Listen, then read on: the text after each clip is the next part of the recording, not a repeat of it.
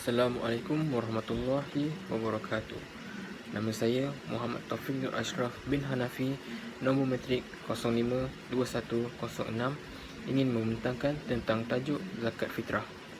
Diwajibkan zakat fitrah dengan beberapa syarat, iaitu yang pertama, Islam; yang kedua, merdeka; yang ketiga, mempunyai kelebihan daripada nafkah dirinya dan orang yang wajib atasnya; yang keempat, mempunyai lebihan daripada perbelanjaan untuk khadamnya; dan yang kelima, pendapatan yang kurang daripada hutang tidak diwajibkan.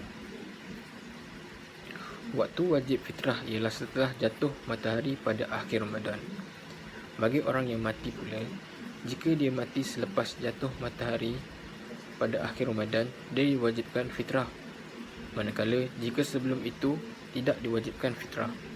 Kanak-kanak yang diperanakkan selepas daripada jatuhnya matahari tidak diwajibkan kerana dia tidak mendapat dua bahagian, iaitu akhir Ramadan dan awal Syawal.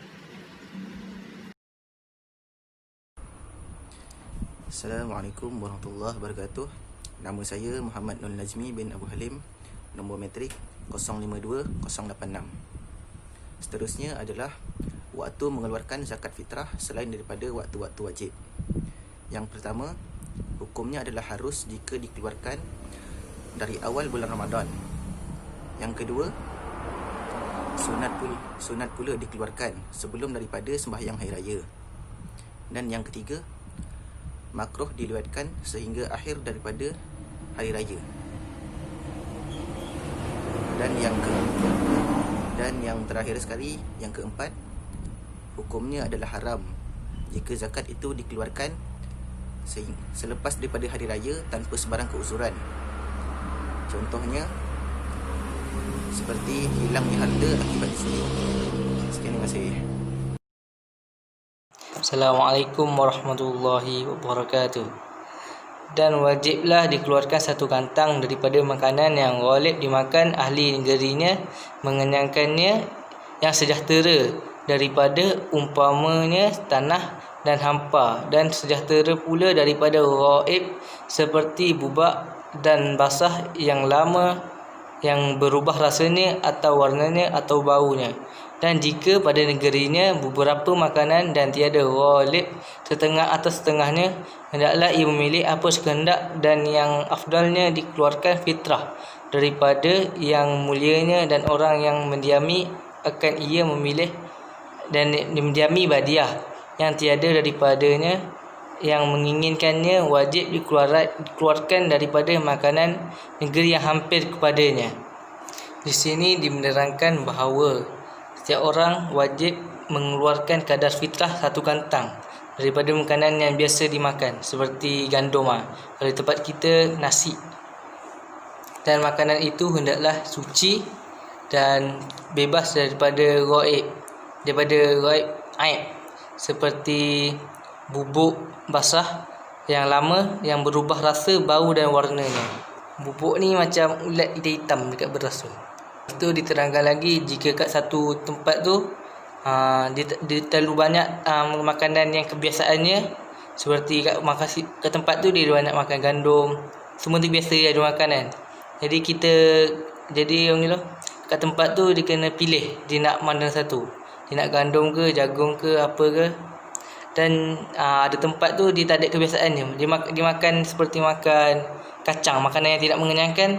Jadi dia perlu pilih tempat yang berdekatan ni. Seperti kalau negeri Johor, dia perlu tengok makanan di negeri Pahang, makanan kebiasaan ni. Jadi kalau Johor tu makan kacang, dia tak mengenyangkan, dia tengok makanan kat Pahang tu dia makan gandum, jadi perlu dibayar zakatnya digunakan gandum. Seterusnya baris ke-10, muka surat 59. Maka jika ghalib negeri itu makan gandum, maka tertentulah diberi gandum, dan jika beras maka beras, dan memadai diberi yang terlebih tinggi ganti daripada yang ke bawahnya, tiada akasnya. Maka jika ghalib ahli negeri itu makan beras, maka memadai diberi gandum atau syair atau zarah ganti daripada beras, kerana segala perkara yang tersebut itu terlebih tinggi daripada beras pada pihak mengenyangkannya, tetapi tiada madai beras ganti daripada gandum atau syair atau zarah. Maksudnya kalau negeri itu makan beras, maka memadai diberikan gandum, syair atau jagung sebagai ganti kepada beras. Kerana makanan-makanan tersebut lebih tinggi martabatnya dari segi mengenyangkannya, tetapi tidak memadai digantikan makanan-makanan tersebut dengan beras.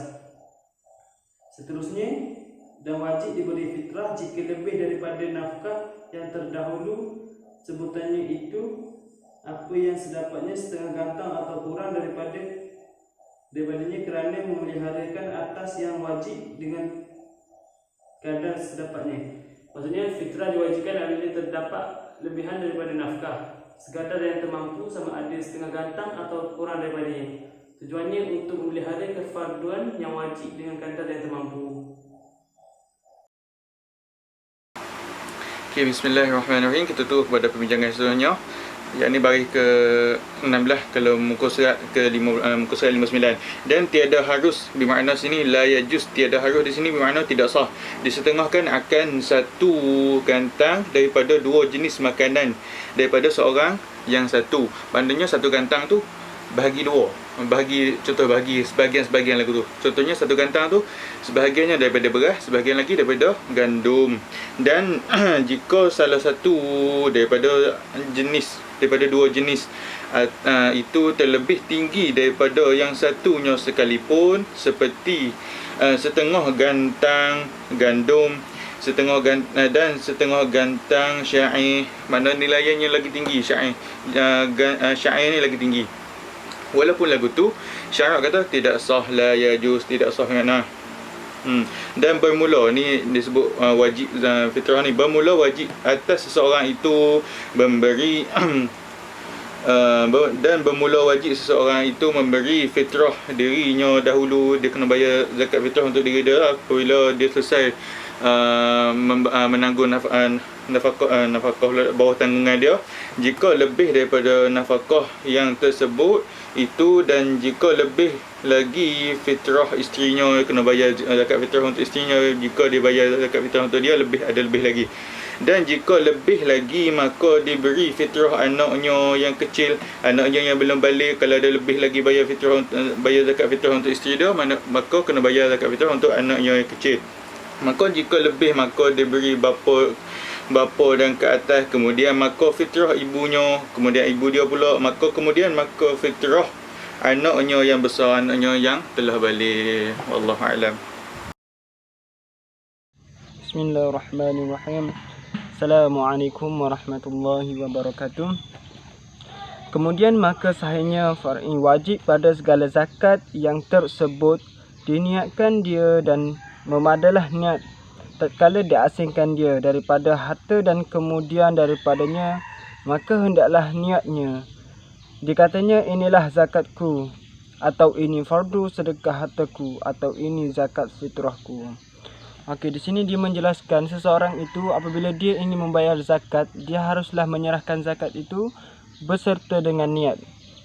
Yakni cukuplah dimemadai dengan berkata inilah zakatku, atau inilah fardu sedekah hartaku, ataupun dia menyebut inilah zakat fitrahku.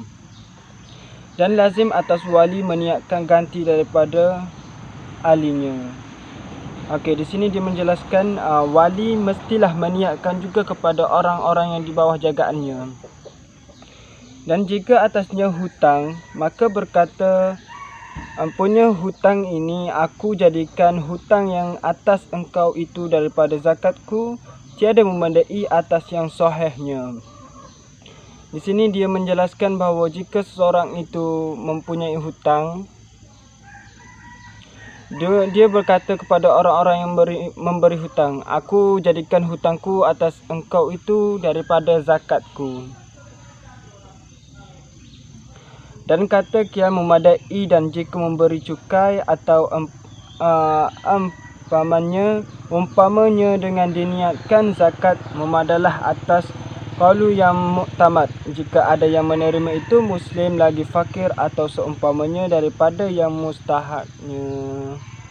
Okey, pendapat yang muktamad, memadai jika memberi cukai atau sebagainya dengan niat sebagai zakat. Dengan syarat penerima itu adalah seorang Islam, fakir atau sebagainya daripada orang-orang yang berhak menerima zakat. InsyaAllah.